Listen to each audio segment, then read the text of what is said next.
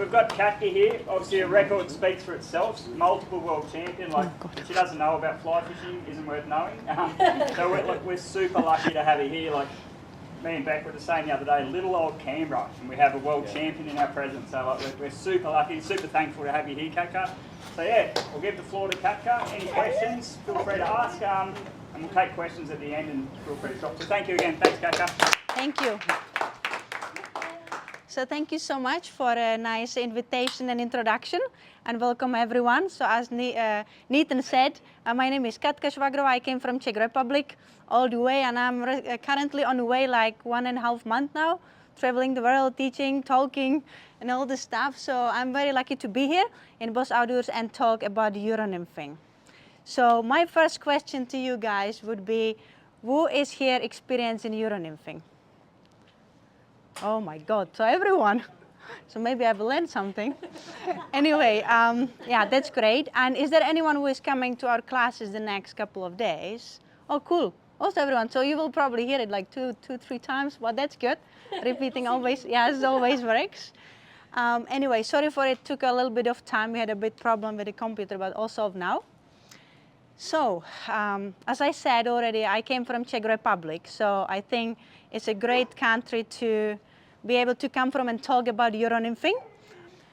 What the Euro Nymphing actually is. This would be like a kind of brief introduction, and I would just say some tips, maybe some from competition fishing or, you know, Euro Nymphing around the world. So maybe you will hear something you didn't hear before, let's hope so. But maybe I will just repeat all the same thing you already heard like 100 times, but we will see. So we will go through basically everything, like, you know, what the Euro Nymphing actually is, what is the type of Euro Nymphing, the different types of Euro Nymphing, how to set up your kit, talking about flies, and how to actually use the Euro Nymphing gear. The Euro Nymphing is quite an interesting technique, and I would just say it's quite controversial because some people, I hear it all the time, they just say that's not fly fishing, okay? And maybe some of you will agree here. And I would just say one thing, like, it really doesn't matter if it makes you happy, how you fish, if you follow the rules, you know, if you're treating the fish well. It really doesn't matter if you like all live dry fly fishermen and fishing single dry fly only, or if you like nymphing. My personal opinion, it is fly fishing. That's why I teach the technique, but also it's a great technique to have in your portfolio of skills. It's not like everything. It's not like you know, maybe, I don't know, 10 years ago when I started, I was like, you know, oh, I caught 40 fish today. It's great because it's so successful. It's not everything. And I would just like to tell to everyone, if you really find joy in this technique, you never did it before, you will find it extremely successful. Don't try to just do it all the time because it's not that good for the fish if you're hammering them with the same beads all the time, but it's great technique to know and have if everything else fails, or if you just want to walk upstream and have a nice day walking and just enjoying yourself. So it's a great technique. And it actually become quite successful the last couple of years. You know, I was talking with the guys in Hardy and they just said like, they're selling rods like Euro Nymphing rods like crazy, everyone wants to Euro Nymph. But not everyone knows that it's quite old technique. You know, the Euro Nymphing, as you can see, it came around 1970. So it's like 55 years old technique. So it's not something like super new. Who really started with it first time was, well, there is a bit of row because I'm from Czech and we Czech people saying we started Euro Nymphing, and Polish people, they just say we started Euro Nymphing. Who knows who actually started Euro Nymphing? I believe it was Polish people officially. It was 1970 and 1985. They used it in a world championship on Dunajec River and they completely crushed it. You know, they overfished every other team. They didn't use the Euro Nymphing as we know it these days, but what they did, they actually used Polish nymphing. So to confuse all of you a bit if you don't know about it, these days we call it Euro Nymphing. Everyone just say, in America especially, Euro Nymphing. But it actually includes Polish nymphing, Czech nymphing, Spanish nymphing, and French nymphing. So there are different types of Euro nymphing. The first one, as I believe, and what the book says, the clever book says, it was Poland, so Polish nymphing. There are differences between these techniques. So the Polish nymphing, you're fishing upstream, but you are using your fly line. The fly line goes up to your rod tip, end of your rod tip, and from end of your rod tip, you are having just a leader with a fly. You can have 1 fly, 2 fly, but the leader is tapered, and they basically fishing just the length of the leader, high sticking the rod and fishing under their feet. They develop it on Dunajec River with a grayling. I don't know if you know grayling, you don't have it here in Australia, but grayling, they like to feed under your feet. It's kind of like forbidden in most of the countries. You know, like you can't really do it. In competitions, you can't do it, but they really, yeah, if you shuffle, they just come like pets here, you know. I mean, it takes of your joy. It's like if you're feeding a trout with pellets, right, to be honest. But that's what they do, so that's how they fish. They make like maybe like a step back, cast under the feet, and just catch these grains. Now I'm saying some secrets for the next year Worlds, but again, so that was the Polish nymphing. And then the Czech team came around 2000. They really mastered it in the World Championship in 2000, and they came with the Czech nymphing. It's basically the same. We're not using tapered leaders, and we are casting upstream, but the fly line go out of the rod. So what you actually do, I would say, is just a short nymphing upstream, when you just cast upstream, stripping up the slack, and the flies kind of go naturally, but the fly line is on the surface. So it always gives you a bit of drag. It always doesn't drift like as you want. So it's not that like, it's not the master of Euro nymphing. It's still a bit not as successful. So the clever guys from France, they came with the French nymphing. As you can see, they originally used it in 1980. So it's also old technique, but they didn't call it Euro nymphing. They only fish upstream with super, super long leaders, usually with a dry fly and dry dropper, but very long. They were using like 16 feet, you know, like leader and then Tippet and casting. They had like these rivers, crystal clear water, spooky fish, so that's what they did. But then they just actually found out it works with a nymph, and they tried to do it with the nymphs, only with the nymphs. That's how they developed French nymphing. The difference between the French nymphing and the Czech and Polish is that French nymphing doesn't use actively a fly line. There's basically no fly line at all. You only have a leader. The leader could be super long. It could be 20 feet, you know, it's up to you really. It's just all you have in your rod like this. It's just a leader. But important thing to remember, the French nymphing leader is tapered. Okay, so the leader, as you see here, would be tapered, go from the thick all the way to the thin, and then will come your Tippet with your flies. And one more thing to mention, good to remember, because on the end I will have some questions. You also will hopefully have some, but I will have some questions, and I will give some goodies out if you know the answer. So good to remember. So that was the French nymphing. And now comes the Spanish nymphing, and that's what we will be talking about. That's what we will be doing tomorrow and the day after on the course as well. And this is what we actually using these days. It's called Spanish nymphing, obviously came from Spain. And the difference, the basically main difference between French and Spanish is both they don't use a fly line, but the leader is level. So it's a monofilament which is level, it's not tapered, it's just a level leader. There's basically no fly line. I have a fly line, I tell you later, but there is no fly line you are actively using when you're basically fishing upstream. The good advantage of Spanish nymphing is, as you can see, that you can fish really thin diameter. You can fish like 5x. Some people, the Spanish guys, they go crazy. They're fishing even like 6x leader, and they go down with a Tippet, like they're super technical. I don't do it, because every time I strike, I used to catch quite some salt water, and so I strike and break everything. So I like a bit thicker, even on competitions, just to be safe. The other important thing, if you have this level tapered, not tapered leader, this Spanish leader, there is no drag, because it's super thin. It really sinks. If you really sink your indicator, it really goes down because there is no resistance from the water. There is no drag, and of course it's more sensitive. So if you have a bite, you know, you really feel it in your fingers, like the fish bite your flies. So that was like, everyone understand everything about the kind of the history and the differences. So if someone say French nymphing, yes, it's part of the Euro nymphing. But these days, if someone say like the American brand say, I buy this Euro nymphing, usually these days it's a Spanish nymphing, usually.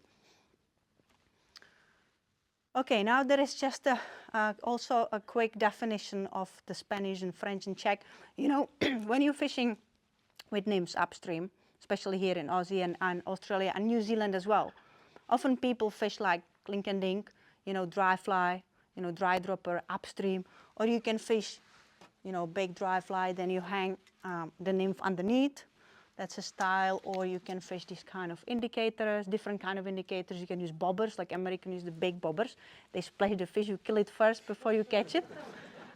So these bobbers, and you know, there are situations when like dry dropper or these indicators are actually more effective.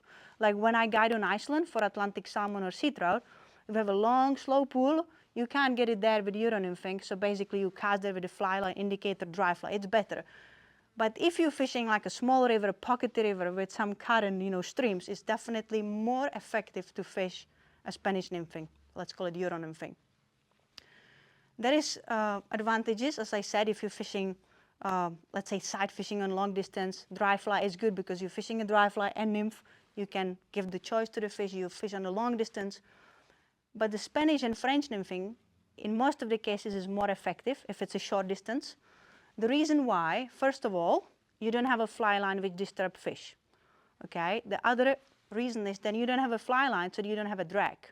So you always control the drift, so you can make it as natural as possible, or even like wiggle the fly a little bit, just make the fish aggressive. The other thing, you can slow down the drift, and that's very important for Euro nymphing, because if you're fishing, let's say, indicator with a nymph or dry fly with a nymph, you can slow it. Someone will say you can slow it. How you will slow it? Any ideas? If you have a dry fly and a nymph, how are you going to slow it? Mending. Yes, mending. You can mend the line, you slow it, but you often like move the fly out of the zone, or you're slowing it and it's drift this way or drift this way. It's not perfect, but if you have this Euro nymphing setup, you can really hold the fly in a striking zone for a couple of seconds more, and that sometimes make the fish commit to your fly. Also, if you have a pool, let's say there's a pool and the pool ends like where the hard design is, that's when the pool ends. And imagine I cast my fly line with the nymph and dry fly. So I cast there, it lands there, and the second it lands there, it's, if I don't hold my, you know, like almost like Euro nymphing with a fly line, if I just cast there, the water will just take the fly line, and the fly with the nymphs will just out of the pool. So the fish will never take it, they don't have time. With this, you put it there, you basically hold it there. You can even wiggle it, just make them a little bit aggressive. So it's like playing with the fish. I just call it like you tease the fish until they bite. And it really works this way quite often. So yeah, and there is one limitation with Euro nymphing, and I would say it's a distance.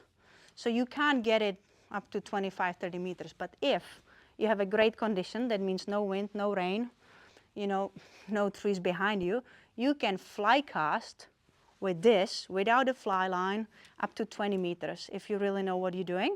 And really fly cast, you don't need to just like flick, do this Belgian half cast, how the Euro nymphing people do. You can really fly cast.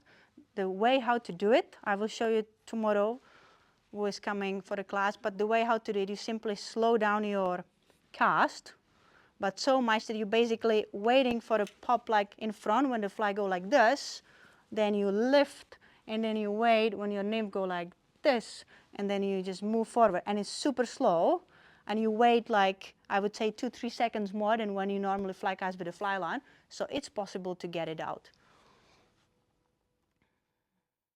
Okay, so now let's talk about the gear. So the Euro nymphing is great technique, but if you don't have the right gear, it won't work the right way. First mistake I see on people, they just say, oh, I want to do Euro nymphing, and they just lead, oh, okay, you need a long leader, so they put some kind of leader, some Tippet or something, and they go Euro nymphing. And they have like a 6-weight rod, 9 feet, let's say. And 6-weight won't be as a big problem if you go for a really big fish somewhere in New Zealand. But the problem is the length. You really need the longer rod.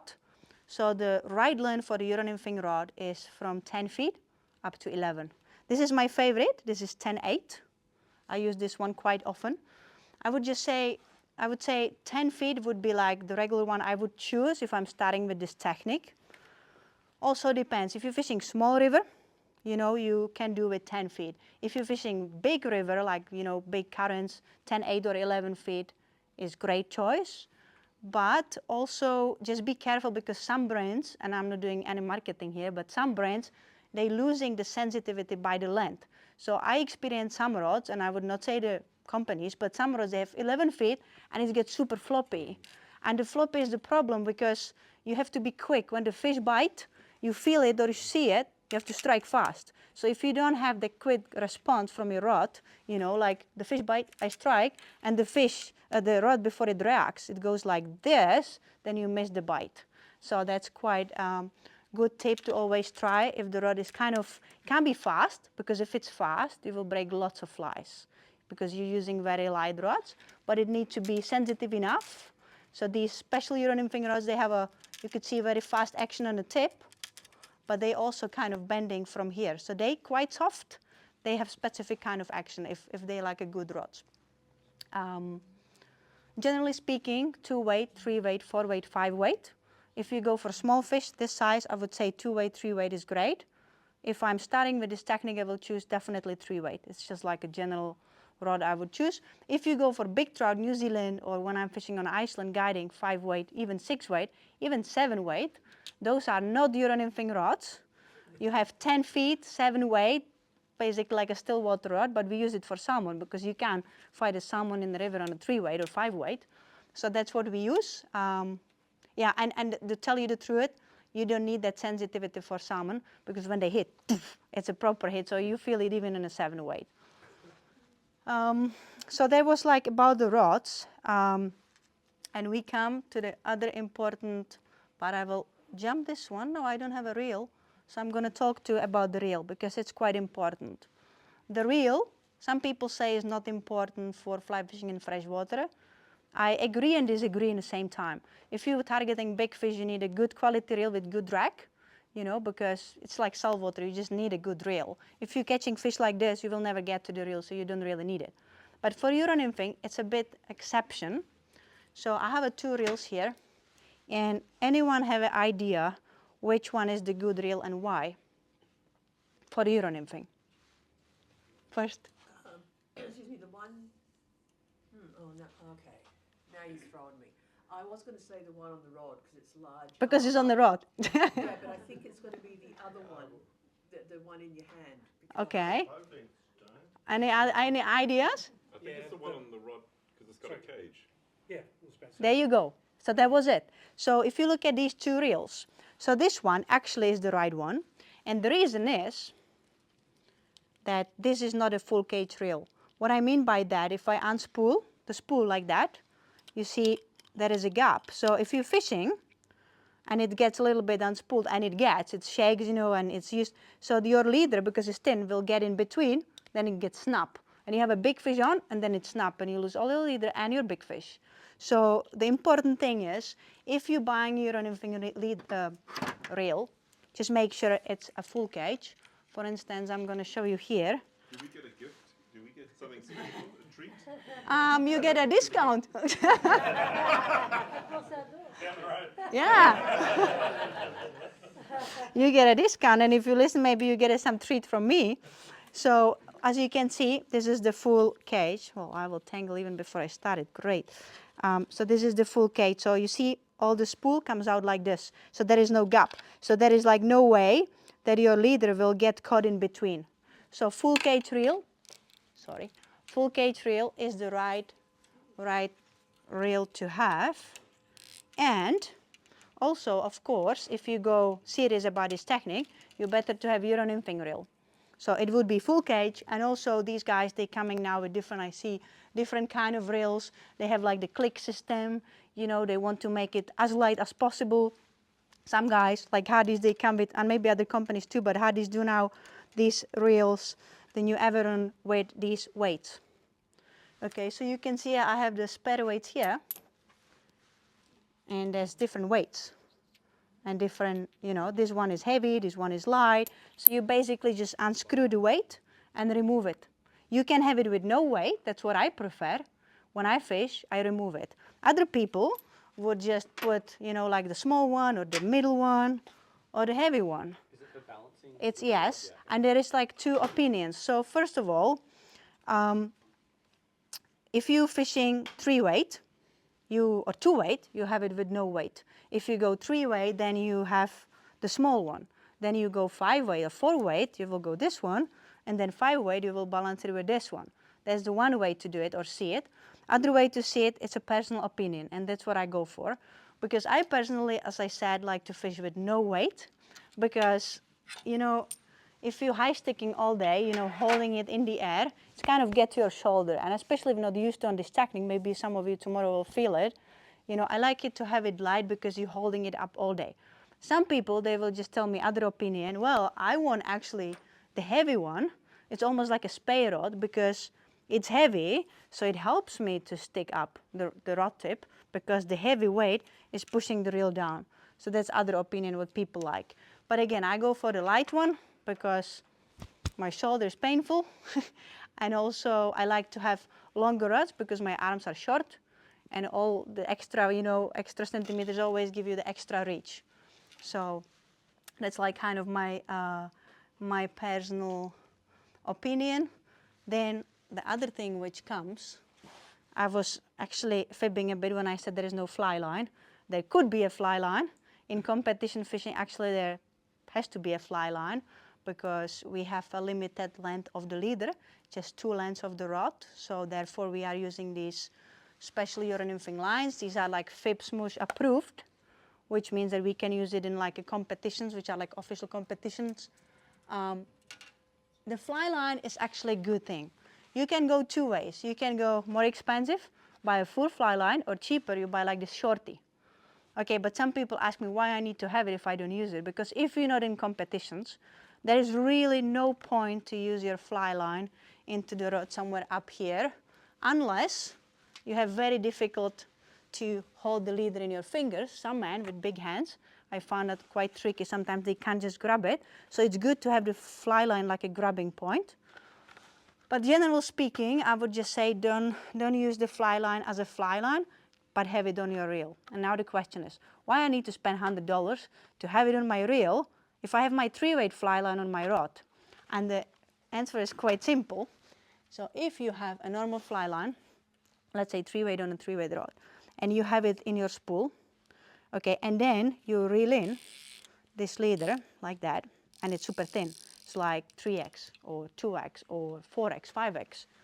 The gaps in between the fly line of 3-weight are pretty big. So the leader will get caught in between the gaps, and when then you hook a fish and just, oh, it's stuck and you break off. And it will happen to everyone. It happened to me before. I was also trying to go cheap once. And so it's not a good idea. So you can always put this one over your fly line or over backing. But this one is better to put over your fly line because there is no really point to putting this one over backing because you can simply have the backing, right? So over fly line, yes, but I prefer to go for this one, and the reason is simple. So imagine you're fishing somewhere, okay, and you're Euro Nymphing all day, and there's a big brown, like we saw today, big brown, and don't want to take, like, or you can't reach it, actually, you can't reach it with your Euro Nymphing gear, but you want to cast a dry fly because he's rising. So what are you going to do? You don't have other rod with you, so you simply pull out your leader and use this fly line as a floating line, and you just make this nice 25 meter, 22 meter cast and catch that fish. It's not a fly line to use as a dry fly line, but it's good in emergency situations. So I would have it in my reel for that reason as well. So as you can see, these fly lines are super thin. Okay, they are super thin. The color, they are saying is like an indicator part and stuff like that. I don't really pay attention to it, but what I pay attention to it, they basically the same diameter, so they same on both sides. And it's actually good because you can use it one way, then it get broken or something, get old, you can change it and use it the other way around. And also for competitors, good tip is what we do, if we're competing, we have fly line, let's say the main fly line, then we have the leader, but on the other end of our fly line, we also have a leader ready with the indicator and micro ring. And we have it on the spool, just above the backing. So when it happened, what happened to me in Czech in the Worlds, when the fish takes and take all your leader, what do? You just put it out, change, and just, you know, start again. So you have it ready. You don't need to build it again and measure it and all these things. So that's just like a little tip. The other important thing is, okay, we will talk now about the leader, which is like the most important part of your setup, I would say. The leader, if you're not in competitions again, I said 2 lengths of your fly rod if you're in competitions. If you're not, just use it as long as you can cast. I would just say, I'm saying up to 20 feet, up to 20 meter. I would choose 12, 15. You know, that's like comfortable for me, and it's much easier to cast. It's nice to lead, sometimes difficult to hold, but you have to find your style. You know, it's not, I would not tell you like a formula, this is what you're gonna use. It all depends. The leaders, how you build them, you go to shop and buy it pre-made, one way, the easiest one. It's easier, it's quite cheap, but it's also limiting because it's a limited length. These ones are 14 feet. I would prefer to have it longer, so I like to build it myself. I jump in here, sorry. When I'm building the leader, there are different ways. So let's say you will have this fly line. Okay, you get the fly line with the loops on the end like this. The first way, sorry I'm jumping, but this is probably easier to explain. So you see the leader with the backing, then you have this Euro Nymphing line. To the fly line you will attach the leader, and then after the leader it comes indicator, micro ring, and all the setup. We talk about this later. But the way how to attach the leader into your fly line, there are like 3 ways, main ways. First one, you put it like loop to loop. If you have a long leader, it really doesn't matter.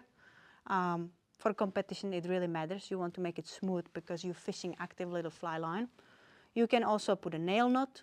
You know, you can cut it out. You can do improved blood knot. It kind of cuts into the coating, but it works as well if you're not really good with knots. The other way you can do, you just simply cut the loop, because you can see it's quite bulky here and heavy. So you cut it just when it starts from the manufacturer, cut it out, and then you can make a nail knot, or you can kind of stretch out the coating, the plastic coating, and you will just have the core. You create a tiny loop from your core, take a fly tying net, secure it, make a tiny, tiny loop, secure it with a fly tying thread, then use something like UV knot glue with a UV light, make it like secure. Also good to use super glue before, just to make it like, you know, stick together. That's one thing. Other thing, the most difficult one, I hate doing it. I don't know if I will show you in this one, maybe in this one, is that you simply, actually this one is ready for it. You can see that it comes through inside from the line. So you are using a needle, you are using a super glue, also you are using thread again to lock it, fly tying thread. So you see on YouTube there's plenty of videos. You simply go through with the needle, put the leader through, secure it with a thread, super glue, and this kind of UV sense just to make it like stick, you know, and hard. So that's probably the best way, the best smooth way. But again, it's quite, it's not difficult to do it, just take a little bit of practice and patience. So I think it's much easier to make the loop out of the coating. But if you do the coating, there's one important thing.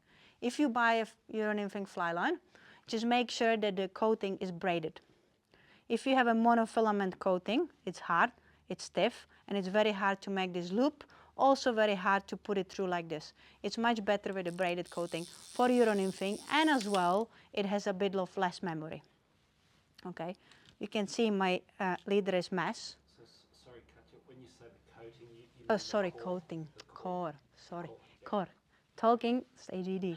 I'm talking before, I'm thinking before talking, yeah, so core, sorry, core. Braided core, not a monocore. So that was this, and we just go back to the leader. The leader, as I said, you can again buy it pre-made, short, or you can make it yourself. And again, there is like extreme variation of types you can buy in the market. The main important thing, buy a monofilament.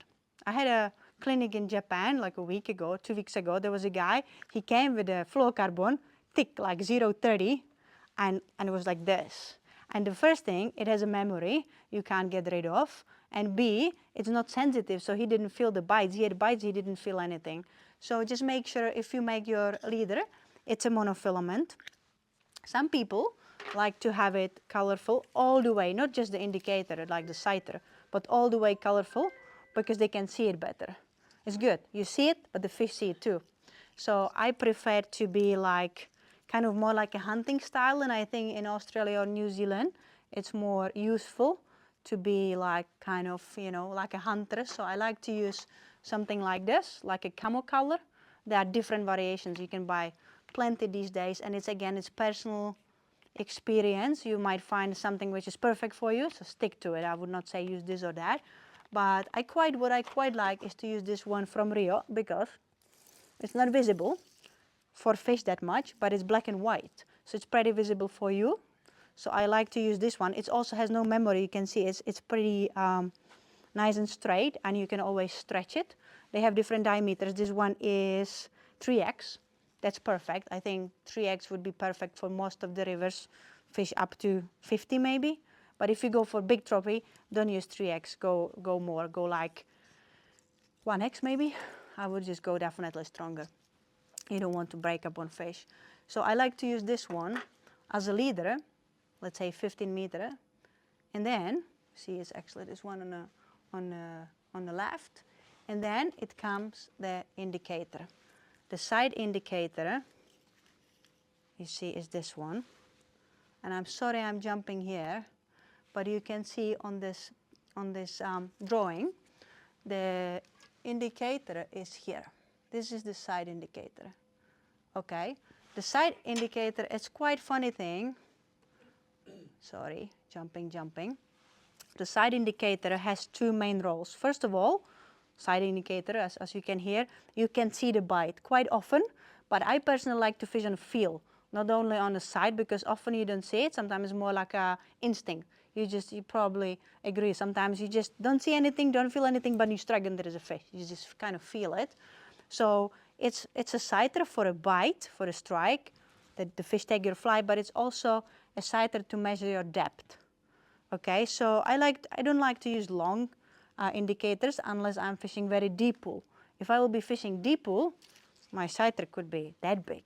You know, if I'm fishing pool which is like 2 meters deep, but like normal river up to here, maybe up to here, I like to use like 40 centimeter, you know, not that much. And the sighter is kind of a good indication. If you don't feel your fly, you kind of know where you're fly, because if you're using, let's say, one drop per 60 centimeter, another drop per 60 centimeter, and this, then you know, if you here, you are like in 1 meter 20, so you can kind of figure out. There are some guys, they're super technical, I'm not one of them though, but some guys, they know like, okay, this is like 10 centimeter or something, okay, 10, and then 10, some even do marks, so they just know that from, you know, they measure the depth by it. You know, I don't do it because as I said, I fish on feel, so I don't measure depth by this. But some competitors, they really like it. And again, personal preference, what's good for you. So you can see, this has two colors, right? So it's called two-tone indicator. The reason why it's good, you can buy like yellow or you can buy just orange. I like to use two because each of you have different eyes and they react on different colors, you know. So for example, I'm kind of blind for this color, but I could see this color better. Some people opposite. And also it depends when you're fishing, the daylight, you know, the time of the day, and also it depends the background. So if I will be fish against, let's say, green trees or a green bank, this one would be less visible than the pink or orange. For instance, if I'm fishing against some cliff, dark cliff, this would be really sticking out. Okay, so it's quite good to choose what colors match for your eyes and the type of river you're fishing. But if you can probably help me, Rebecca, there is also these guys now, if you can hold it here and here, they just come with these new crazy things. You know, you can have these waxes. Okay, you can buy these kind of things to make it more visible. And I will show you. Okay, you don't see much, like it's a little bit more visible, okay? This is one option you can do, little bit, not much.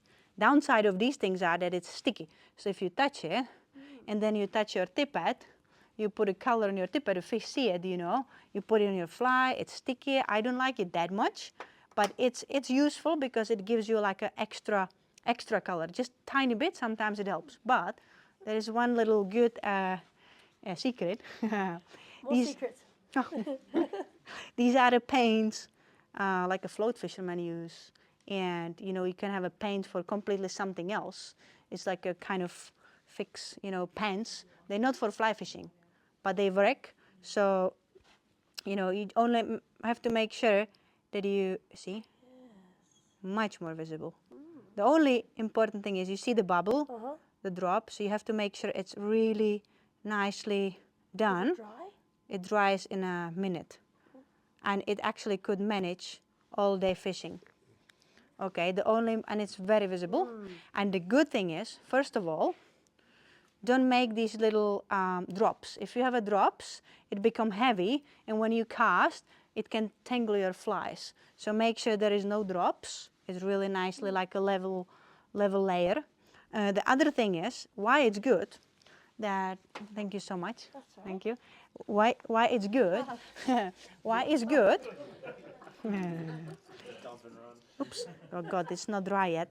So why it's good, if you're using, as I said, I use, let's say, this camo or this real one, like, which is not that visible, I don't need to use the indicator piece in that case, because if you use indicator, you always have to connect it with your leader, right, the sighter, so you have an extra knot. You can have a micro ring, or you can have like a double blood knot, but there is a knot. And the knot is always like a weak point on your leader, so you can lose a big fish. So imagine if from your fly line goes just a leader, which is 15 meters, let's say, and then you want this sighter, so you just take a paint and just paint the sighter wherever you want. So what is actually good, you paint 40 centimeters here, but you also paint up here on a 60, a bit piece, because if you're fishing and come a deep pool, you don't need to change. You just paint it, and you just, okay, I can go deep. And also you can paint it somewhere in the middle of your leader. It's good when you cast, you see where that paint goes, so you actually see where you're aiming. So it's quite clever thing to do to avoid the knots. Some people ask me what knots I use when I Euro Nymph or I'm fishing for trout or something. And again, I will not really argue with anyone about knots. I use a double blood knot because I'm used to do it from when I was like 4. So I do it fast and it holds. And I tell you a secret, I also do it wrong because the tags always, I should go this way, and I always goes this way, so the both tags come here. But still, I cut this one off, and this one is perfect, and it works for me. It doesn't weaken the knot. I didn't find out it weakens the knot, but I do these 2 seconds less, and for competition it's great. So that's why I do it wrong. But the good thing, I will actually show you. Not that I want to show you. Actually, I can show you here. I don't need to embarrass myself doing it. But I'm going to show you here, maybe. So you can see, when I have this blood knot, there is a good advantage of it. So do you see why I think, personally, why it's good knot for a dropper? Yes, yeah. It's like 90 degrees down. Yeah. If you have any other knots, it usually looks like this. And then even if you hold it, it's just like this. And then sometimes if you have a long one, it can really tangle around your main line. So I like to use this one because it's strong, and because I do it fast, and because the dropper goes 90 degrees down. So that's the reason I do it. This is about micro rings. Everyone knows what micro ring is, right? Everyone probably use it. The micro ring is a good thing. Some people use a micro ring to attach even the sighter on the upper part and also a lower part. If I use sighter, I usually use a blood knot on the top, double blood knot, and then micro ring on the bottom of my sighter. Or if I fish competition, which are like I really care about small fish like this, like really care about and want to catch it, I don't use it at all. Because I kind of believe, personal belief, maybe it's silly, it can a bit change your drift. But now clever guys came with special micro rings, which I think I will use because they will not change the drift. So these are the normal 2 millimeter micro ring. You can use all the time, everywhere. You know, they fine. But if you go for, let's say, 5x leader, 6x leader, super tiny flies, you know, shallow water, they come with these micro rings. Guys, they're like 1 millimeter. These are 1.5, and now they are doing 1 as well. Super tiny, but it's difficult to put it on a tippet, you know. You have to be very careful because they're all over. These ones are good because they come also like that. So it's a good kind of storage, you know. You have the safety pin, or this is kind of like a carabiner for fishing. So it's a good storage. Yes, sure. And the small ones too. Yeah, compare them. Yes, and I actually want to pass this that you can see the difference when we talk about the reels. You can have a look that the weights are completely different. So yeah, there was about what kind of knots I use for the indicator. And now we just jump back to the setup, because I want to talk like something about the lens, how I set my leader. So the first thing is that, as I said, 15 meters, let's say, basic, the monofilament, the leader itself. Then it comes the indicator, 40 centimeters, if I'm going to use it. If I use just the paint, which is better these days. And then I will use the micro ring, probably the micro one, like 1.5 millimeter or 1 millimeter. If I'm not going for big fish in New Zealand, therefore I would use definitely the trout 2 millimeter one from Rio. It's definitely better for big fish. And then comes the tippet. And that's a question, because the tippet, first of all, the size of the tippet with Euro Nymphing, because we are using these light rods, 3-weight, 2-weight, sensitive, it allows us to fish a very light tippet. 7x is normal, 6x is normal, even 8x or 9x, like some people like really fish thin. I fish usually up to 7. I like to use 7, 6, and 5 as well, to be honest. You know, it works in most of the rivers, and you don't want to break your big fish, right? And first, other tip, if you're fishing, you're not getting bite, some people, they change the tippet, they go down. I first change the fly. So first change the fly, and if still they don't bite, then I change the tippet. So I don't actually care that much about the size. Of course, I will not use like 1x on the river for trout like this, but you know, I don't go like extreme like 9x. The distance between the dropper and let's say the indicator on the paint, on the micro ring, depends. You know, I don't use it very long because I like to always be tight to the flies and just feel it. But if you fish in a deep water, of course you go longer. So if I'm fishing deep water, let's say I would have 80 and 80 centimeters between the micro ring and dropper and bottom fly. But if I'm fishing like a water which is up to here, 65, you know, on the competition is what we are allowed. That's usually what I fish. I usually leave a couple of centimeters extra to change my fly and still be in the limit. But I like to use a bit shorter because I want to be tight, always tight that I can feel. Because some people, they do it extremely long, especially this one from the indicator to the dropper, like 1.20 meters, and then they put another 60, and then they kind of nymphing, and they feel nothing because it's just too long. They are not in a connection. And of course, if it's a deep water, you have to go like, you know, like bigger, longer distance. Also, with Euro Nymphing, you can fish one fly. It's super effective if you like targeting small pockets, you know, extra fish, it's great. But 2 flies, even 3 flies, not in Australia, not here, I heard, but if it's allowed by the local law, 3 flies actually very good idea. Which we came quite naturally to fly choice. And about the fly, so what I found extremely exciting about Euro Nymphing, you can use any kind of fly. You can use dry fly, you can use streamer, you can use nymph. The important thing is that there is always one fly which has the weight, because you don't have the fly line, as we said on the start. So when you cast a fly line, let's say you dry fly fishing, it's light, dry fly is light. But the fly line gives you that weight to load your rod and make the cast. If you don't have that, you need to load the rod or just kind of flick it out, so you need that weight. Therefore, we are using these beads.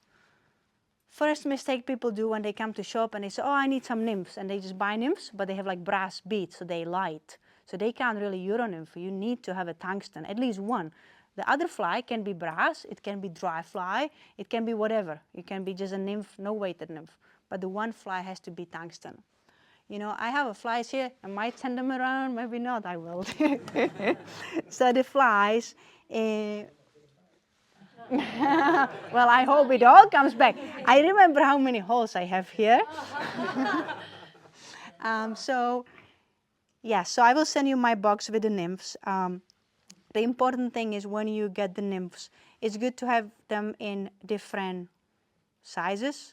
let's say the regular one would be between 20 to 14, maybe 12, but these days people don't use 12 much, but let's say 14, 16, 18, and 20. Okay, different sizes and different bead sizes. You want to go from 2.5 millimeter to 4.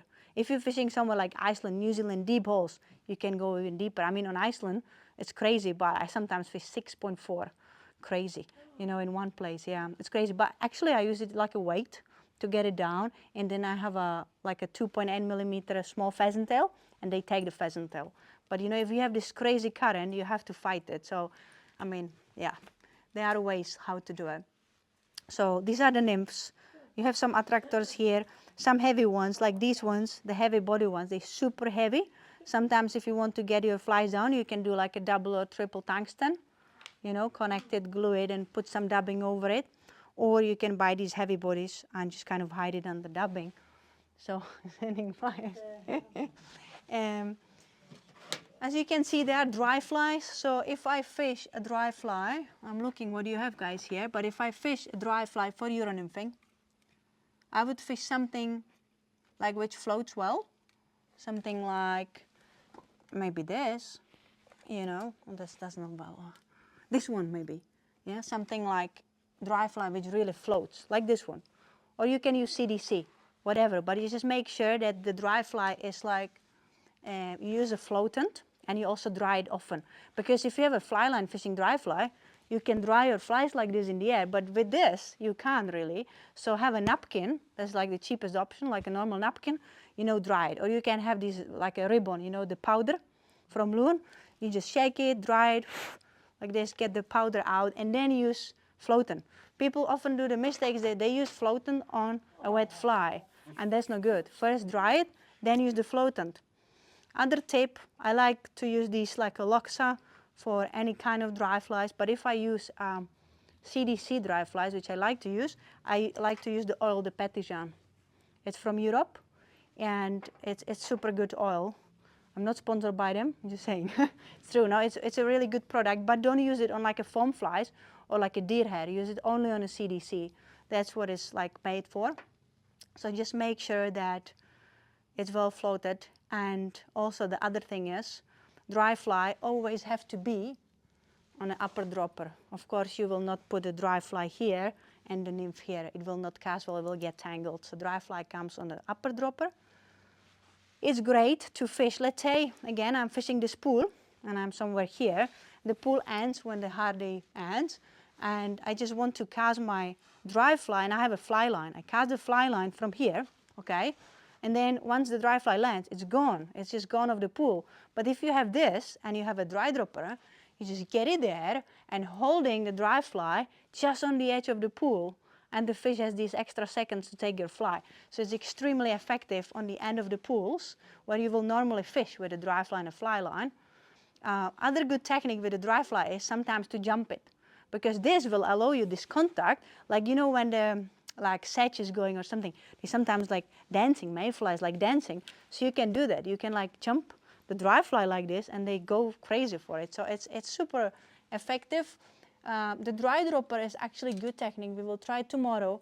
It's good technique if you not jump it and you let it go naturally, because sometimes the fish get kind of tired of the leading of the nymphs with the beads, because it's slightly artificial, could be for some fish, some like spooky one. But with a dry dropper, if you leave it there naturally, but you are under control, the fish really like the nymph dropper as well, because it goes super naturally. And you can actually avoid the drags, and it's quite good to play with it. So this was, I sent the box, right? Both boxes. Okay, the other option what you can fish with Euro Nymphing is a streamer. I have it in the box I sent, but maybe I will see one here. The important thing when you're fishing a streamer with the Euro Nymphing, make it on a jig hook, as the nymphs, the bottom, I will talk in the next slide about it, but the bottom fly should be a jig hook, also on the streamer, and it's not quite good to do it with like a skins, because it absorbs so much water and then it gets heavy, and it's heavy to cast, so I like to use like a marabou jig streamers. It's much easier, it's moving nicely. And the other option what you can use is squirmy wormies, other kind of worms, channel worms, eggs, and blobs, and all these kind of crazy things. They work Okay, some people again will just say it's wrong, we don't use it because it's not fly fishing. I would just say only thing, the eggs could be in the water if the fish spawning. The worms can be in the water after the rain. I don't use it much, but with my clients, for example in Iceland, if I want a client, he came from UK, he really want that brown trout, we sometimes try pheasant tail, everything, then put a channel worm, bang, the trout take it. So it's like, you know, again, I would just say, if you have it in your box, you don't overuse it. You're not like a maniac about it and fishing worms, 2 worms. I saw one guy, he had 3 worms, a pink worm, a red worm, and purple worm. And nymphing like this, I mean, that's sick, right? I won't do that. It's like, that's too much even for me, you know. I'm like, I do anything, you know, like as long as it's a load and I feel good about it, fine. If it makes someone happy, catch a nice fish, great. But like fishing 3 worms, that was a bit a lot. And they were squirmies as well, not like chenille. Like squirmies with the two legs, crazy. The good thing about it, it's sometimes like an attractor. So it can attract the fly, and then they will take your pheasant tail or orange tag or something, you know, like more like a settled color, natural colors. But if you're fishing this blob, worm, egg, whatever, and you just fish and you don't have any bites, the best thing is to take this attractor off, because sometimes it's spook fish. It attracts fish, but often if you have a careful fish somewhere in New Zealand or something, it can spook. So I wouldn't play with it really in these kind of rivers. Good for stockies, of course, but for wild fish it's not that good. So, oops, what happened here? Sorry. So that was about the flies. So you can see here, there you have the tungsten beads. They have like this special slot, so it can like kind of fit on the hook. We are using these jig hooks, that's what I was talking about. And what I have here, this is actually a Czech company, Hanak, you probably know. So these jig hooks, they actually these new special ones, the Hanak Super RS, and they good from one reason. So these hooks, let's say I would have size, this was 18, no, 14, 16, I would have size 18. They have a little bit different shape, and I could put very big tungsten on it. So even fishing a hook size 18, I could probably put 3.8 millimeter tungsten to it, and it will not fall off. Because with the normal jig hooks, like the old ones or the regular ones, if you put a small hook and put a big bead, it's kind of slide. The gap is too big, and the hook has a little bit different shape, the eye, and it's kind of slide out. So you have to use the thread to fix it, and it's a little bit of work. With these hooks, it's super easy. Just put a big bead, also RS bead, big bead, and small hook. So it will allow you to fish like a small fly, but get it down. So that's actually, it's super good. What I meant with the jig hooks, I probably have to use this one. There's a nasty box. So these jig hooks, I'm going to show you probably this one. So you can see the jig hook. How you can recognize jig hook and not jig hook is when you turn the fly upside down like this, the eye should point up like this. The new RS is a bit different, but generally speaking, jig hooks, if you put it upside down, pointing like this, you see on the picture, it's just pointing up. And the reason why is because there is the tippet, it's attached it, and you're fishing on the bottom, it's jumping like this on the bottom, but the hook is facing up. So if this is your bottom fly, you will have less snags. You know, you will not hit rocks and as much as often as if you have a normal hook and it will kind of jump like this. You will have more snags. So jigs, hooks necessary, tungsten beads necessary. Some people ask me, what kind of beads do you use? So my preferred one is definitely light pink and then copper. These two. Sometimes I like gold as well. People now don't use it much. I don't know why. It works for me. Sometimes these crazy ones like orange and chartreuse, you know, attractors can work. Also black or like a grayish. That good for fish which are overfished, like a pheasant tail, you know. I don't like silver much, especially not in very sunny days. I found out it's not that good because I think it's too shiny for the fish in the sunny days. For instance, if you fish a very cloudy day, you might want to brighten up the fly, so the silver could be actually beneficial. If you come to the river, and now we just talk about how you fish the Euro Nymphing actually. Now it was the boring part, now it's the more important and exciting part. So how you fish. If I come to the new river, if I go fish, I never fished there before and I'm going to Euro Nymph it.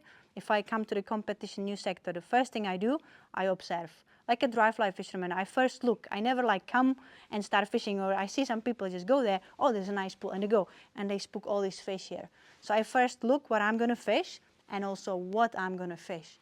So I look under the rocks, like if you look around mayflies, sedges, caddis, I look what's underneath, and at least one of my fly is matching what's under the rocks. If there's lots of stoneflies, mayflies, I go pheasant tail. If there is caddis, I go like kind of olive fly, So I try really match the food source, which is in the river.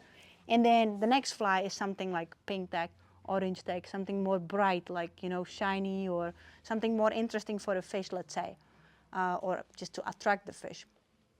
It's also important to match. If you find a stoneflies like this, I would not fish size 20. But if I fish a little stoneflies, which are tiny mayflies, I would try to match the silhouette of the fly, like the size. I think it's sometimes even more important than the color, like that you match the silhouette and the size. How you fish the river. So anyone has an idea, if you, let's say, come not where we are, but a little bit standing back, how you will approach, where you will fish and where the first cast will go. Let's say we will start fishing from here. This is where we enter the river because we already fish here. So where your first cast will go? Any ideas? Like how you will fish it? Like let's say I'm standing here. Close. You fish close. Yes. So like the first cast, if I do, probably some of you will do it differently, but I would just kind of kneel down and try to fish like here, And then sometimes trout like to lie when the water is coming over the rocks. So I will fish here as well.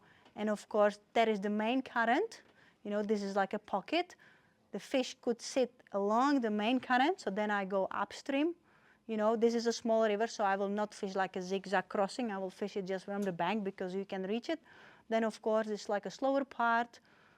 This is probably like useless, but sometimes fish could be in a little pocket, like in here, or in here, or in here. It could all be trout, So if you have a river like this, it's really good because lots of people will just fish, come here, fish this, okay, and then they just skip all of it. But if you really want to find fish, I would fish in here and in here. There could be trout here, there could be trout here, could be trout here, and could be trout here. They like to sit like behind the rocks, in the seams. So it's really good to not leave some water. And also, other important thing, not in this river, were big rainbows, so they were really specific, but this is like a normal, like a competition river, let's say, or trout river with lots of middle-sized, smaller-sized trout.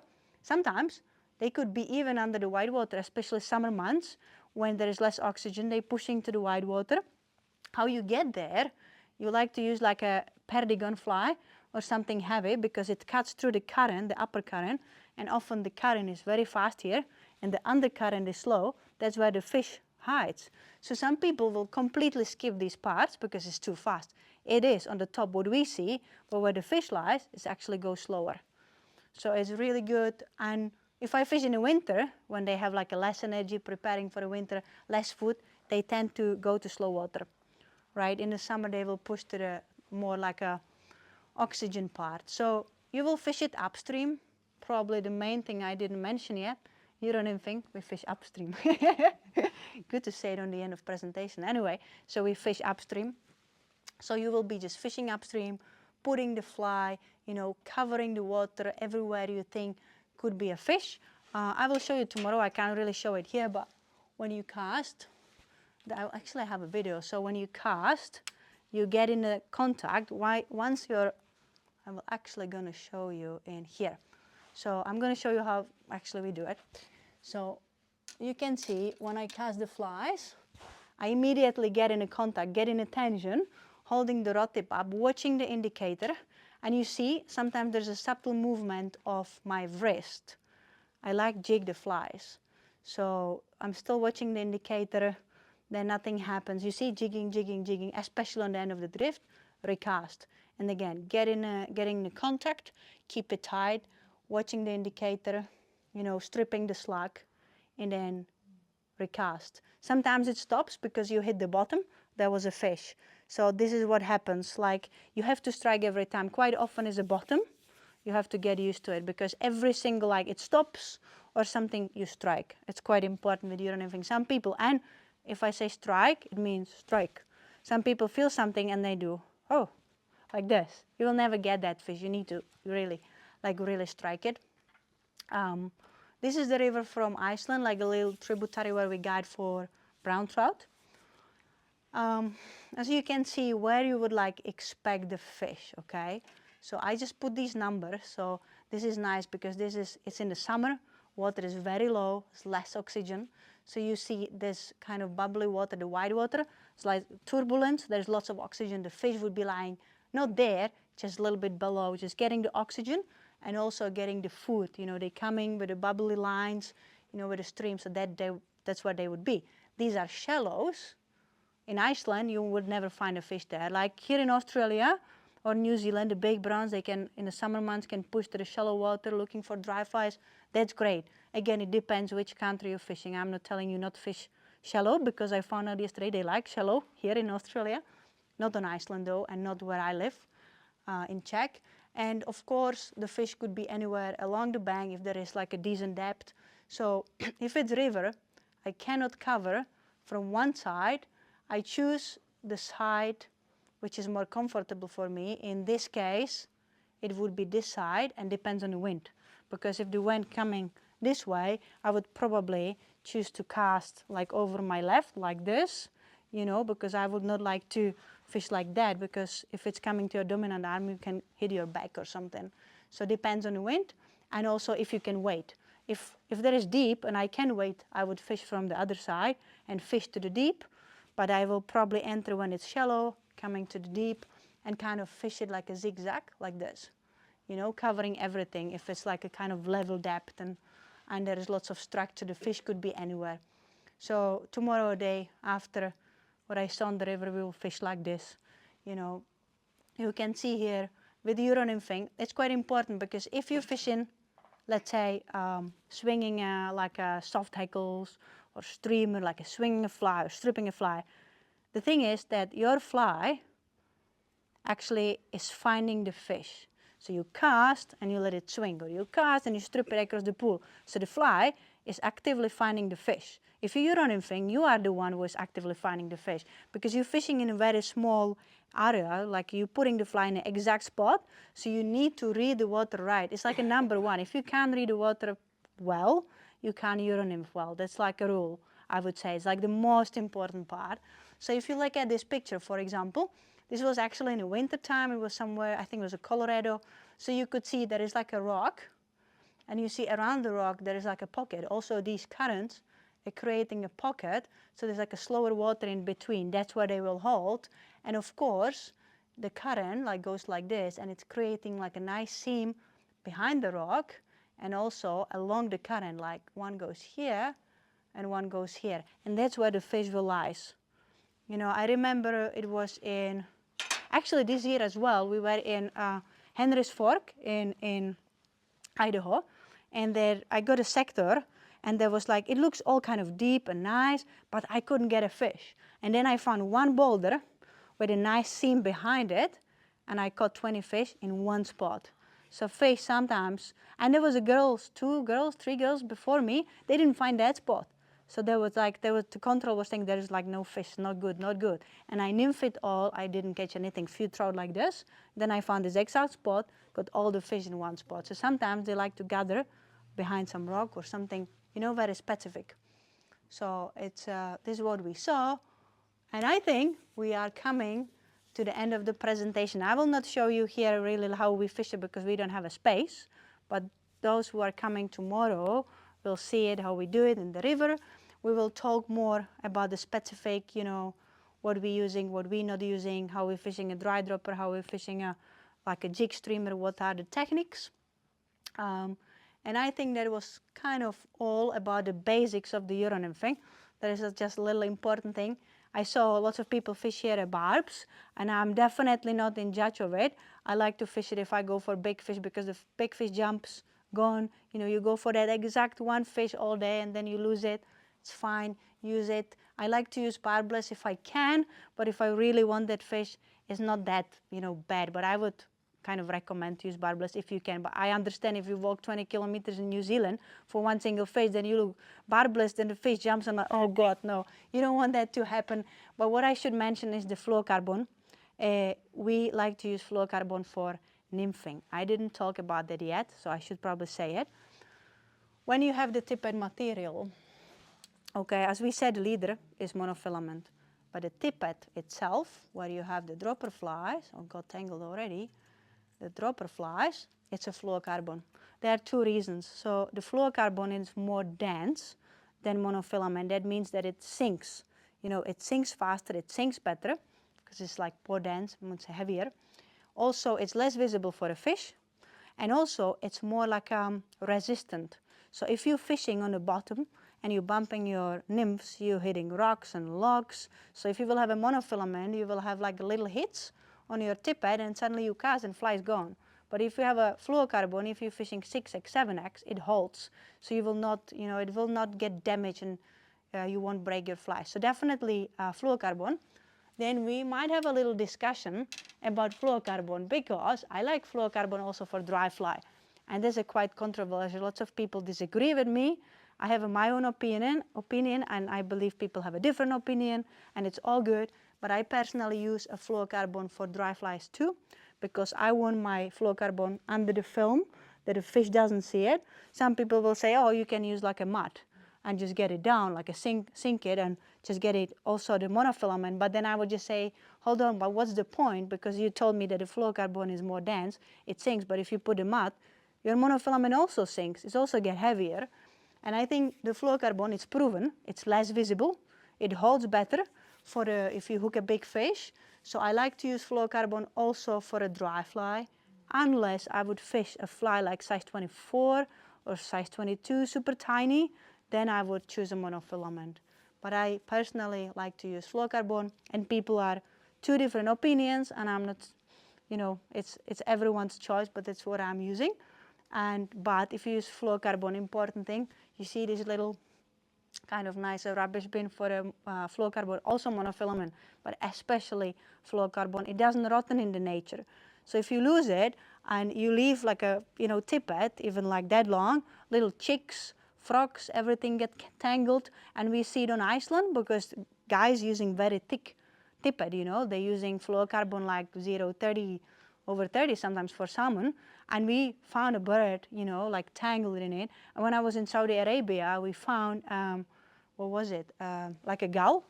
Is it called gull? Yeah, and he was tangled in a fishing line, you know. So it's really good to take care of these little things. It really makes a difference. And I think everyone should start with themselves about these little things. Then our rivers will be much better place to be. And this is a fish, my special teddy. So I'm going to show you also how to handle the fish. That's how I would like to finish this presentation for now. But the important thing is, like, people who never fished before and they catch a nice trout like this, okay? So what they do, they grab the fish like this because it's slimy and it's slippery and it's moving, and it's just like a response, natural response. More you squeeze, more it moves. You know, I tell people like, and they hold it here, you know, like this, and hold it there for like a minute or something, and the fish moves more and more. Like, why it moves? Like, if I take your head, put it underwater, hold it there for a minute, it will also move, right? So you just hold it nice. It's quite important. There's a heart, right? So if you really squeeze here, your fingers in, you're pushing the heart of the fish. So it's quite important to take it lightly. The best would be, to be honest, hold it here. You know, I know it doesn't look good on pictures, but just hold it lightly. Don't squeeze it. If you squeeze, damaging the heart, just hold it here. There's a little trick. If you want your fish to look bigger, just hold it a little bit tightly. Hide your fingers here. You just lightly put it on your arm like this, on your fingers, then hold it like this. You have it underwater. You prepare your fish in your net, or if you don't have net, I mean, then you lose it, but have it in your net like this. Happened to me many times. And then you just lift it like this. Photographer ready, you talk with your photographer if you have it. So you talk with your photographer. When he said ready, you just do 1, 2, 3 seconds, put it back in the water. All good, fish is breathing, is nice and ready. Maybe 1, 2, 3, one more again, fish goes. There's no like point to hold it like, you know, like some people, I see even some photographers, even it's like known fly fishermen, they hold the fish like 10 minutes, it's wrong. Just not good for the fish, okay? So it's very important to handle the fish right and try to not squeeze it. And it's quite difficult if you have a big fish in small fingers, if you hold it, it kind of naturally goes here and it's not good for the fish. And it happens to me many times, you know, but at least try to not squeeze it like this and not hold it out of the water for a long time. That's like the main important thing. Yeah, and don't put it on the bank on the rocks as I see sometimes. Okay, so that was like just a little point on the end. And now I have a question. If someone have a questions, I hope someone do, and then I will have a questions. With that pool that you showed us, Yeah. Would you fish it tight line first and then Which one? go through This one. that one? Would you go through tight line first and then do it again with dry dropper, or tight line at one depth and then tight line deeper? Oh, I will first look. So if I see fish rising, I would go dry dropper immediate. If I don't fish rising, I would fish. If I know there is a fish, I would first fish it kneeling. And also if you're kneeling, let's say the pool is here, I wouldn't go here, right? Like I would fish, like even like standing here if it's possible, like far. You don't want to spook the fish, they can be close. So if you fish from afar, you know, fish it with the nymphs first, then you can fish it another round with a dry dropper if you don't go too close or you don't wait, unless you're fishing for grayling. Very good to wait and fish it again. Yeah. Another question. So with more shallow water, like knee to waist deep, would you normally always fish at least 2 flies? I guess what I'm getting at is when would you normally use just a single fly? Yes, so single fly, if it's by the law first, and B, if you have like a pockety water, we have, it's called devil stones in Czech, for example. We have like a big boulders and small rocks, and there is not like a nice, if there is a nice current like this, where you can cast and just do a nice drift, also like, sometimes even like below you, like a nice long drift, 2 flies, or even 3 if you can. But if it's a small pocket, let's say here, okay, if I fish here, it's better with 1 fly, because you can just put the fly exactly in that little pocket and hold that fly there, be in control of the fly. You have to go heavier because remember you have only 1 weight. But if you have a pockety water and it's very specific, or if I will fish river with lots of big fish, I will go for 1 fly, because if you hook 2, they break. But that's not often these days. But so if you're fishing a pockety. Particularly with pocket water, what I was also thinking, particularly when you get a lot of churning currents below the surface, potentially then you'll have A kind of drag. I guess, drag on Yeah, one fly, yeah. which affects Yes, the other. pockety water, 1 fly, heavier fly, get straight down like pentagon and just hold it there in that little pocket. So pockety water, 1 fly. It's more technical, but I found it actually more rewarding. Or if you may be targeting a specific fish, you know, like a big brown somewhere in New Zealand or something. I mean, I will go dry fly, I guess. But if you're targeting that fish and you have a 1 fly, you don't have a sighter. We do it for salmon. We don't have the sighter. We put just a little bit of paint just for the eyes, like that much. And you, because you see the fish, you see how he's going to eat the nymph. I use 1 nymph, because the second nymph, the fish, super clear water, big, clever fish, see 2 things coming like this. It's so unnatural, it can spook him. So for spooky fish, 1 fly, 2 trophy fish. And if you hook that big fish on whatever fly, 1 of them, then you fight it, then the dropper and big fish will get a snack, then you lose that big fish. Could lose. So 1 fly for big fish. I've got one. So you talked earlier on about the Spanish nymphing, which like re-emphasises the point that I learned. So I was fishing when I started doing Euro Nymphing. I was fishing probably 20 metres of mono. 20 meters. Metres of mono, not casting at all, but Yeah, yeah. metres mono on the reel, and I was catching fish all the time. Then I thought I was doing the wrong thing, so I cut it off and was fishing the like Euro fly line, and I haven't caught a fish on Euro since. So Yeah, the thing is, you can. It's of course it's a bit less effective, of course, because it's not that sensitive. That's why I say, if you're not in competition, they just make it difficult for us in competition. It's a little bit difficult. But if you're not in competition, just fish a straight leader, 15, 20 meters, have it on your reel, then have the fly line as a backup because of the winding and because of the gaps. If you have a 3-weight, not good, you get stuck. And also you have this line in case you need to cast the fly line and you don't have other rod set up with you. So it's good, but don't try to have the fly line out. I would just recommend against it for a normal fly fisherman, not a competitor. Yeah, so it's quite strange that you didn't catch a fish since, Yeah, so maybe you just, and the point is, it doesn't fit your style. So go what fits you. If you find out, it's much better for me with the fly line because I can really handle it better and I'm catching fish, great, use the fly line.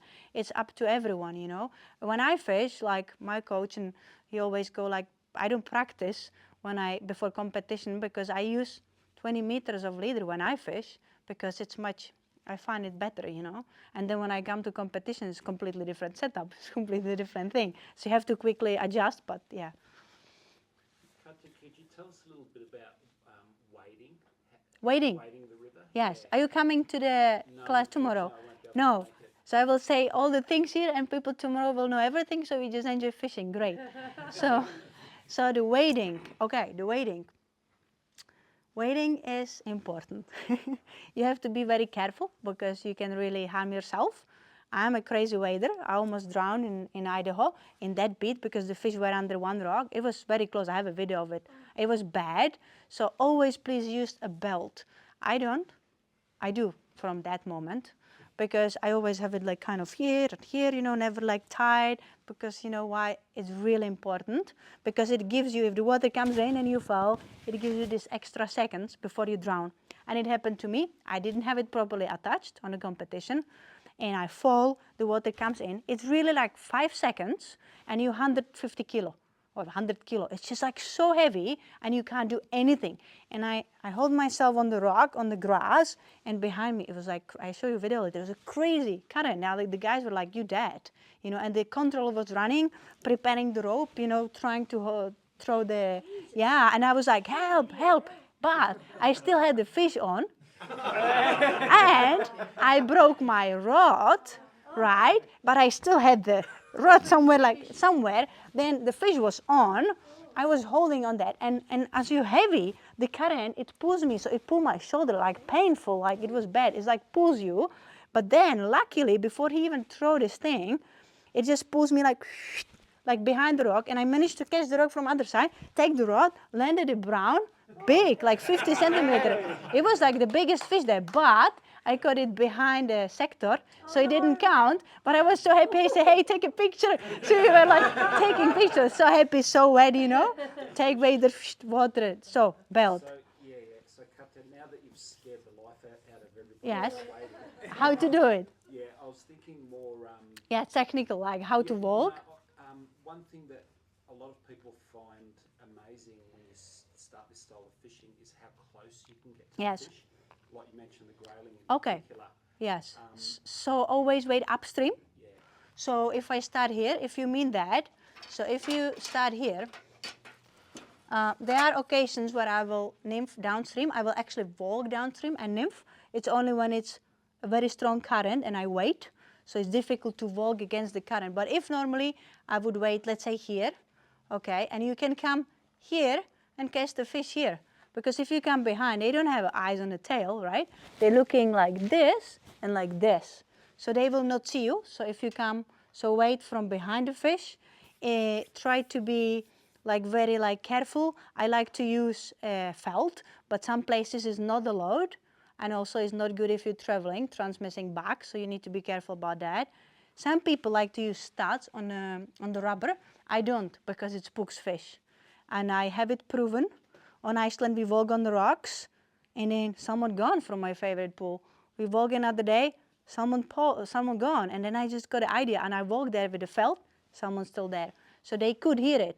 And it's same with the wading stick. It's good for wading, help, but the fish hear it. It's like if you, like when the teacher scratch, like this. This is the same for the fish. They don't like it. So it's like you don't spook them all, but it's definitely make a difference. But what was your point actually? Like talking too Yeah, much. just the fact that you know you can get very close to them. Yeah.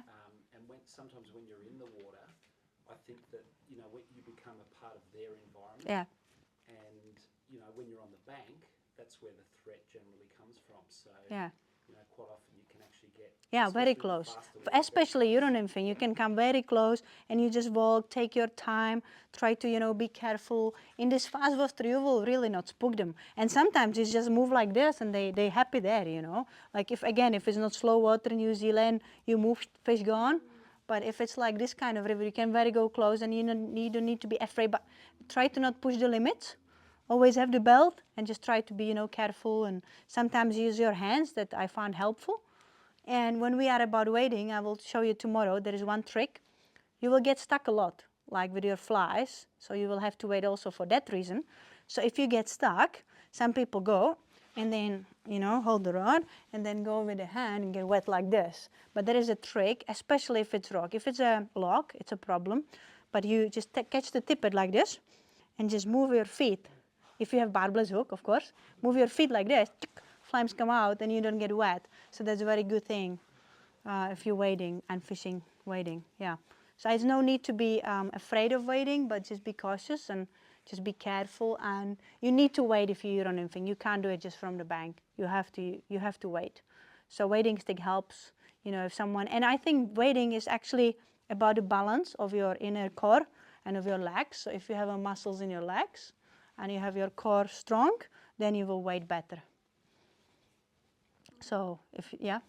I noticed in the picture there's a guy with a red jacket. That's me, spooking fish like hell.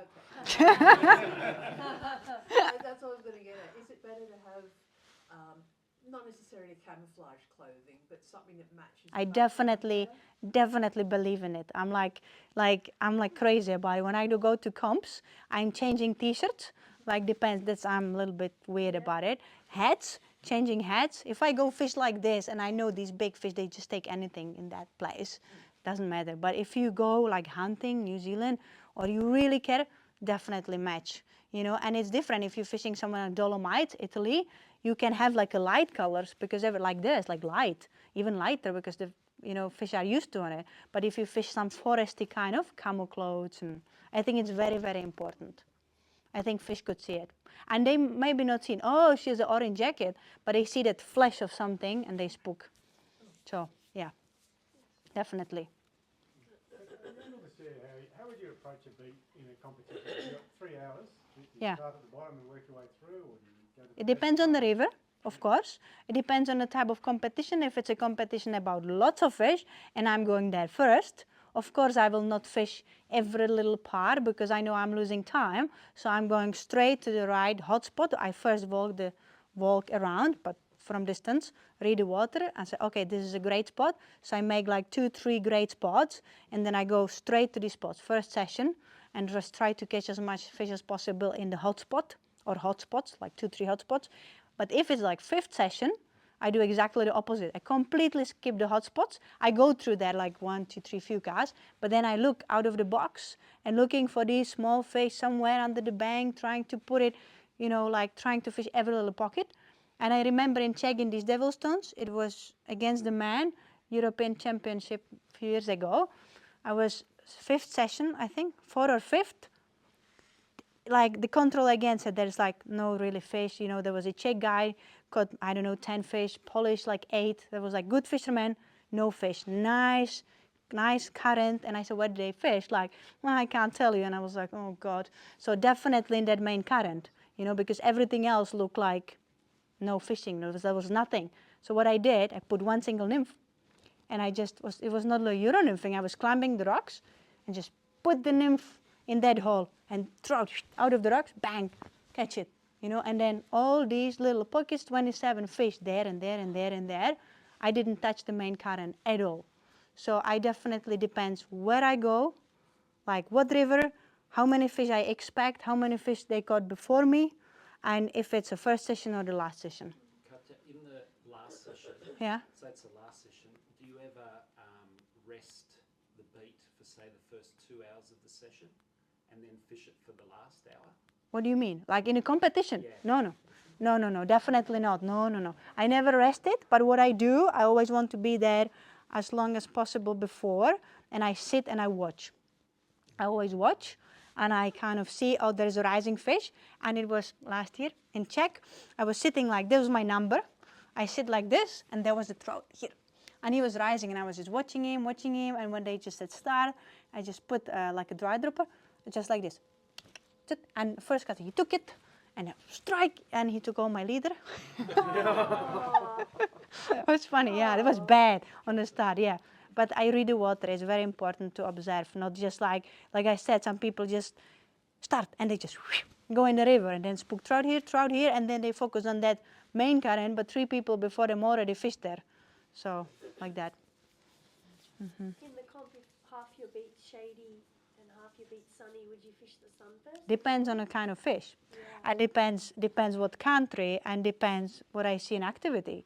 You know, if the fish rising, I would probably fish in the sun. If it's a white fish, I would definitely fish in the sun, never in the shade.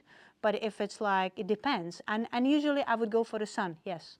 When it's warm up, the activity, the body, you know, the activity of the body gets a little bit more.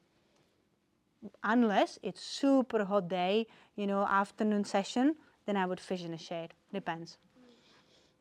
What would you call a super hot day? Or like, let's say, talking about Czech, 35 degrees, and hot, low water, no oxygen. You see the fish like, you know, I would not go fishing that day, but if it's a competition and you get the draw and this is your day, well, that's what I would do. Would you say your go-to fly is like a perdigan or something? No perdigan, I don't like them. You don't like them? Well, that's why I talk about them all the time. No, but they're useful for the current, but I just don't like them. I like hackles. I like when they have feathers, and I like pink color. So I like a pink tag. It's my favorite, I think. Pheasant tail, yes, but kind of variation with a little bit of color. I don't like that like just a pheasant tail. Find it a little boring. Yeah. Did you get your fly box back? No. Pop it up. And so, what is my favorite? Yeah, it's kind of pheasant tail. I put a little bit of orange around. Those blue ones. It's quite a lot of them. Yeah, pheasant tail with a little bit of orange. That's my favorite fly. Got photos. Well done. But these are my class names. Don't you worry. Yeah, I fish some of them on comps. Yeah, I do. It's not like it's not that I don't. I use these patterns as well. Yeah. Yeah, I have 2 secret patterns. These are my dad's patterns, which I never show, but yeah. And then, well, I quite like the chenille worm when I fish with people, because, as I told you, it's super easy to tie. And some people, you know, you fish like with people. We will see tomorrow. You will see. You lose lots of flies sometimes. And these worms are super easy to tie. It took like 1.5 minutes. So that's my favorite fly. And it works. And I think the chenille worm, we have to use it on competitions. We can't use the squirmy. I think the squirmy, you're losing lots of, like leaving lots of trash because the tail falls. So you're leaving the plastic in the river. But also if the fish bites, you catch one nice brown, tail is off. Or he bites, tail is off. But if you have the chenille, it holds ages, you know. So I think it's better because you can reuse the fly all the time. I think it's better. What kind of paint is that? You say? Well, there are different paints. This one is for, I think this is a floater paint. Oh, but it's for... It's not for fly fishing, no. No, it's like you can go to eBay and buy different kind of paints. This one? Is it flexible when it dries? No, it's not very stiff. If you put a very thin, we can put this one you put, very thin layer, just don't have these drops. And of course it falls sometimes because when it gets dry and you fish it for some time and you get snag or something, it falls. It's not like it will be there forever, but you have it with you, so you can always mark it. It's just better than to have that extra knot if you go for big fish. Yeah, because the wax. Wax not good. Yeah, No, soft, and you have to make it hot, the wax, before you do. Like, little bit make it warmer, but it's not the same, yeah. I prefer the paint. But sometimes if I just need, I have it in my vest, if I need just this extra little light, if the light gets wrong, I use these wax because it's faster, you know, it's just tuk tuk tuk. I think they've got the Sakura paint markers here. Yeah. They're good. Different, there's plenty now. They have the markers like a pens and, you know, so it's just a good alternative now. People go more and more to it and kind of leaving the indicators behind. I like both actually. Except it's competitions, then I go Pacific. What was the knot that you said that you used again Double blood knot? for your dropper? Yeah, I can show you how I do it wrong. So it's wrong. And if you eat up your dropper, Katja, If I eat up my dropper. say Changing. Oh yeah. you're changing flies, I thought eat up. Yeah. Yeah. If I'm. what's your quickest solution to?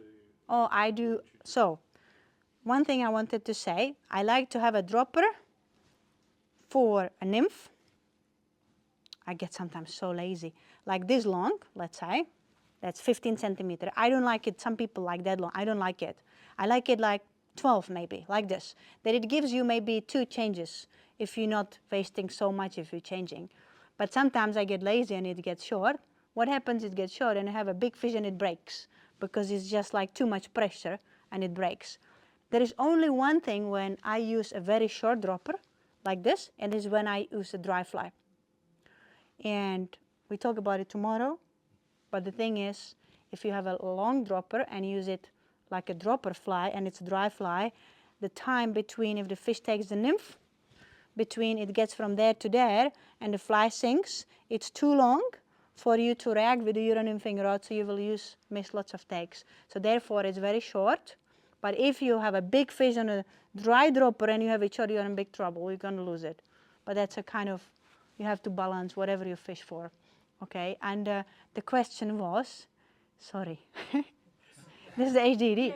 It's just crazy. How do you retie that dropper? Yeah, so once if you've consumed used up, changed 2 or 3 flies, Yeah. and your dropper's too short. Yes, I do blood knot, Yeah.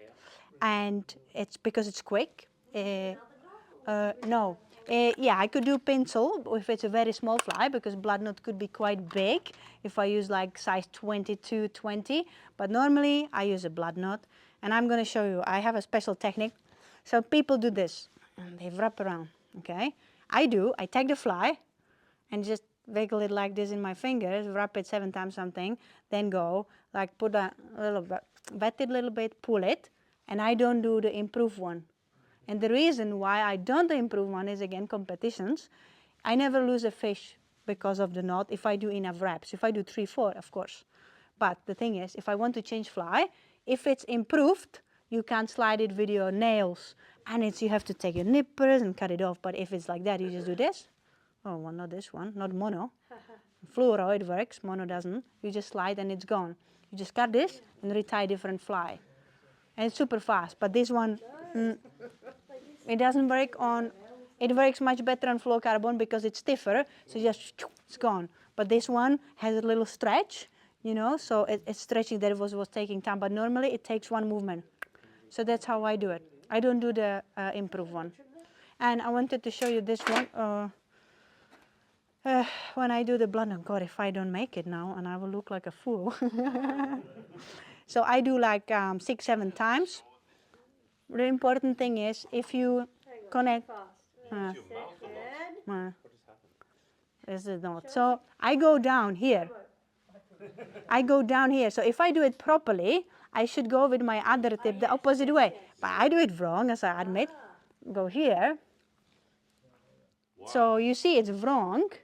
But if I cut this one, this one is still 90 degrees down. It holds the same. I didn't find a difference.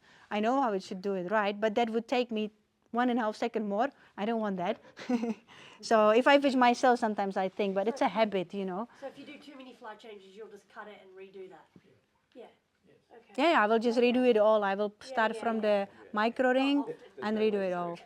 Or if you, like me, who is kind of messy and lazy sometimes, you keep going, and then you end up having this nymph here, and your head is like, oh God, now I'm going to lose the fish. And then you hook the fish, you lose the fish because it's too short. So don't leave it too short.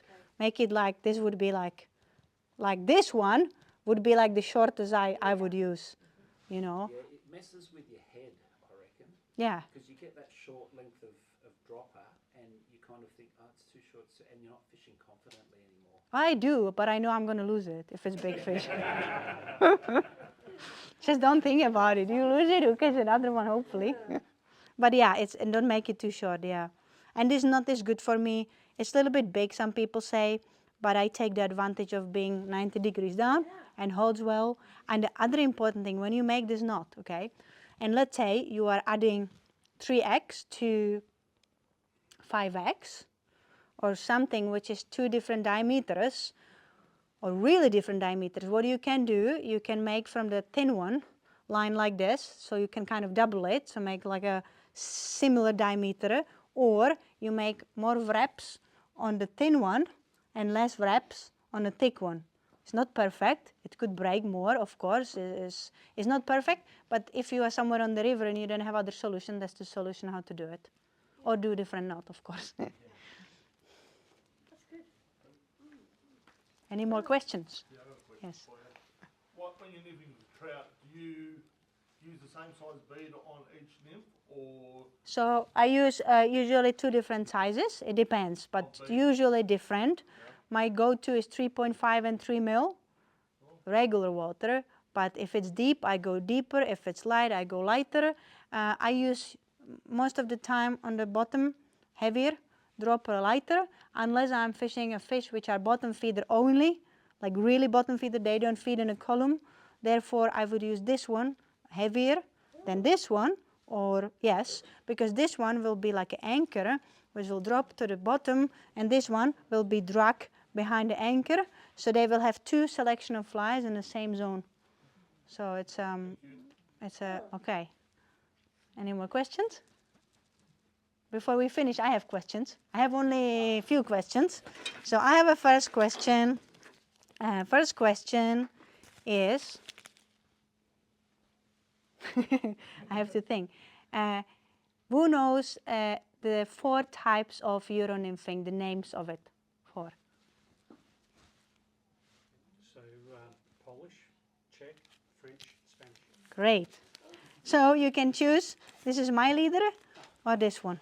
Choose. Yours? Oh, great. Thank you. I feel good now. Thank you. The other question would be, well, something difficult. What would be, let me see, just like that. I should have them ready, but I don't. Yeah, what is, what is like the most regular size of the rod for Euro nymphing? 10 foot, 8. Huh? Wait, length? No length, aftma, like the weight. Of the odd. Weight. 3 weight? Yes. I got yours. Thank you. Now it's just 3 years left, but they're good. Okay, another question would be, but good answer, 10-8. You took another idea I had, so I have to think again. The question would be, can you tell me how long you would set up your dropper fly? Like, what do you think it's right? And I will see if we agree. If like a regular water up to here, how long from the indicator to the dropper and the other fly? Well, 40 centimeters and then 60 to the next one. 2 flies. 2 flies. Well, that's what you said. But I was taught by Martin Droz and he said 40 and 60. 60-60. There was a 40 was for the indicator, and then 60-60. But if you fish 1 fly, I would actually have it longer, but I give you 1 because it was nearly there. And maybe I said it wrong. It's my English barrier. Sorry about that. Thank you. And the last question would be, I would look this way now. How you fish, when you fish with the Euro nymphing, how, like you fishing upstream or downstream?